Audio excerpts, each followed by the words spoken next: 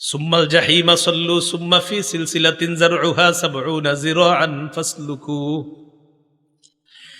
শিকল দিয়ে বাঁধো, যে শিকলের গজ হবে ৭০ গজ। তাফসীরের কিতাবে আছে নাক দিয়ে শিকল ঢুকিয়ে পিছনের রাস্তা দিয়ে বের করে পুরাটা শরীরের মধ্যে পেঁচায়া এই ব্যক্তিকে এইভাবে ধাক্কা মেরে জাহান্নামে ফেলে দেওয়া। সূরা হাক্কার ১৯ থেকে ৩১ নম্বর আয়াতে আল্লাহ বলেন, ফাআম্মা মান উতিয়া কিতাবাহু বিয়ামিনিহি, আমল নামা ডান হাতে দেওয়া হবে যাদের একদল। তো দেওয়ার পর পরীক্ষার রেজাল্ট ভালো হইলে কি করেন? খুশিতে আরেকজনের নিয়ে দেখান, আব্বা দেখেন, এই সেই। আমল নামা ডান হাতে পাওয়ার পর সে দৌড়ে পরিচিত জনদের কাছে যাবে, যাওয়ার পর বলবে ফায়াকুলু হা উমকরাউ কিতাবিয়া। পরিচিত জনদেরকে বলবে যে দেখো আমল নামা আমার পেয়ে গেছি, একটু তোমরাও পড়া দেখো, আল্লাহ আমারে পাশের খাতায় নাম দিয়ে দিস। তোমরা একটু পড়া দেখো, আমি পাশ, আমার ডান হাতে দিয়ে দিস।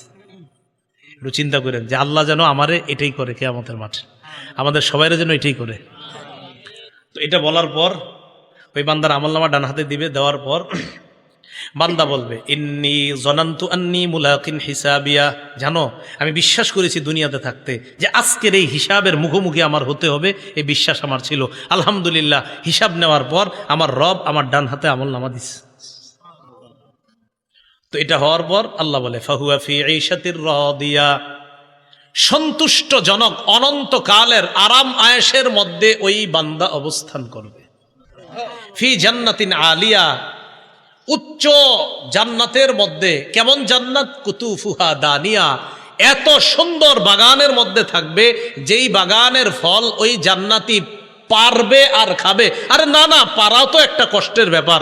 আমি কি জান্নাতে তারে কষ্ট করার জন্য দিছি না? আমার বান্দার ফল খাইতে মন চাবে, ফলটা তার মুখের কাছে চলে আসবে।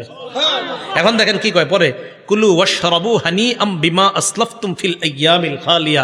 এরপর তাকে বলা হবে বান্দা খাও, পান করো, স্বাচ্ছন্দ্যে আরামে যেমনে মন চায় খাও।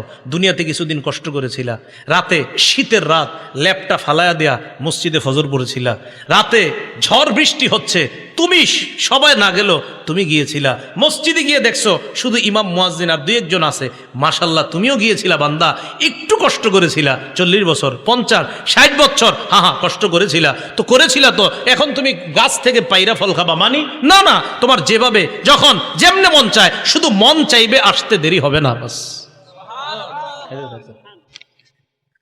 তুমি ফেলে আসা জীবনে যা করেছো এর প্রতিদান আমি আল্লাহ তোমাকে দিয়ে দিলাম। এলো ডান হাতের আমল নামা। ও আম্মা মান উতিয়া কিতাবাহু বিশিমালি, সাক্ষীদের সাক্ষী নেওয়ার পর আরেক দল মানুষের আমল নামা বাম হাতে দেওয়া হবে। বাম হাতে দেওয়ার পর ওই বান্দা বলবে ইয়া লাইতানি লাম উতা কিতাবিয়া, হায় আমার আমল নামাটা যদি আমাকে দেওয়া না হতো। পরীক্ষায় ফেল করার পর অনেকে চিন্তা করে হায় যদি আমার এই পরীক্ষার রেজাল্টটা নাই জানতাম, আহারে এই পরীক্ষাটা যদি কোনো মতে বাদ হয়ে যেত। একটা পরীক্ষা দিছে ভালো হয় নাই, তো চিন্তা করে এটা যদি কোনো মতে বাদ হয়ে যেত, ঘোষণা করতো যে এই পরীক্ষা আবার দিতে হবে। কিয়ামতের ময়দানে বান্দা আমল নামা দেখবে, বাম হাতে দেখার পর বলবে ইয়া লাইতানি লাম উতা কিতাবিয়া, আমার আমল নামা যদি আমাকে দেওয়া না হতো। ওয়ালাম আদরি মা হিসাবিয়া, আমার হিসাবটা যদি আমি জানতে না পারতাম। ইয়া লাইতাহা কানাতিল কাদিয়া, হায় মরণ যদি আমার শেষ ফয়সালা হতো, মানে মরার পর যদি আমি মাটি হয়ে যেতাম, আর যদি এখানে আসতে না হতো তাহলে তো সব হয়ে যেত, বেঁচে যেতাম। তখন কি বলবে জানেন? মা আগনা আন্নি মালিয়া, আমার কত টাকা পয়সা ছিল কোনো কাজে আসলো না। হালাকা আন্নি সুলতানিয়া, আমার কথায় মানুষ উঠতো বসতো, এটাও কাজে আসলো না, চলে গেল। আল্লাহ বলবেন খুজু, ফেরেশতাদেরকে বলবেন ধরো এটা, ফাগুল্লু, এটারে বেরি পড়াও। সুম্মাল জাহিমা সাল্লু সুম্মা ফি সিলসিলাতিন যারউহা ৭০ যিরাআন ফাসলুকু। শিকল দিয়ে বাঁধো, যে শিকলের গজ হবে ৭০ গজ। তাফসীরের কিতাবে আছে নাক দিয়ে শিকল ঢুকিয়ে পিছনের রাস্তা দিয়ে বের করে পুরাটা শরীরের মধ্যে পেঁচায়া এই ব্যক্তিকে এইভাবে ধাক্কা মেরে জাহান্নামে ফেলে দেওয়া। বলছিলাম আমার আপনার আমল নামা এটা হয়তো ডান হাতে দেওয়া হবে, না হয় বাম হাতে। তাই আমল আমরা দুনিয়াতে যারা করছি মুসলমান, আমাদের আমলগুলো যেন শুদ্ধ হয়, আর আমলের নিয়তটাও যেন শুদ্ধ হয়। 1 টাকা দান করি, সেটাও শুদ্ধ নিয়তে দান করব। 1 লক্ষ টাকা, সেটাও পরিশুদ্ধ নিয়তে দান করব। 1 কোটি টাকা, এটাও শুদ্ধ নিয়তে দান করব, কাউকে দেখানোর জন্য না। সহিহ বুখারীর বর্ণনায় আসছে 2118 নম্বর হাদিস, আম্মা জান আয়েশা সিদ্দিকা রাদিয়াল্লাহু তাআলা আনহার বর্ণনা। তিনি বলেন, ইয়াগজু জাইশুনিল কাবা, নবীজি সাল্লাল্লাহু আলাইহি সাল্লাম বলেছেন, এক জামানায় একদল মানুষ কাবা ধ্বংস করার উদ্দেশ্যে রওনা করবে। নাউজুবিল্লাহ। ইউখসাফু বিআউয়ালিহিম ওয়া আখিরিহিম, তাদের পূর্বাপর সামনের পিছনের সব মানুষগুলারে ধ্বংস করে দেওয়া হবে, গজব আইসা ধ্বংস করে দিবে। আম্মা জান আয়েশা বলেন, আমি বললাম, ইয়া রাসূলুল্লাহ, ফিহিম আসওয়াকুহুম ওয়া লাইসা মিনহুম, এদের মাঝে এমনও মানুষ আছে যারা তাদের বাজারের পণ্য সামগ্রী ইত্যাদি নিয়ে যাচ্ছে, আবার যারা তাদের অন্তর্ভুক্ত না। মনে করেন 100 জন রওনা করছে, এর মধ্যে 50 জন কাবা ধ্বংসের নিয়ত, আর 50 জন ভালো মানুষও তো থাকতে পারে হুজুর। নবীজি বললেন, আয়েশা, সবাইরই ধ্বংস করবে আল্লাহ, সবাইরই, ভালোগুলাও ধ্বংস হবে। তারপর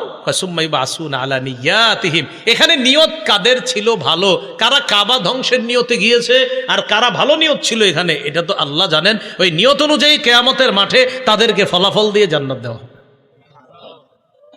কথা মনে থাকবে তো? তাহলে নিয়তের উপর আমলের প্রতিদান নির্ভর করে। সহিহ বুখারীর বর্ণনা 123 নম্বর হাদিস, রাসূলুল্লাহ সাল্লাল্লাহু আলাইহি সাল্লাম বলেন, মান কাতালা লিতাকুনা কালিমাতুল্লাহি হিয়াল উলিয়া ফাহুয়া ফি সাবিলিল্লাহ। এক ব্যক্তি আল্লাহর রাস্তায় লড়াই করে, এক ব্যক্তি আল্লাহর রাস্তায় লড়াই করে। তো আল্লাহর রাস্তায় যিনি লড়াই করতেছে, উনি কোন নিয়তে আল্লাহর রাস্তায় লড়াই করতেছে এটা জানে কে?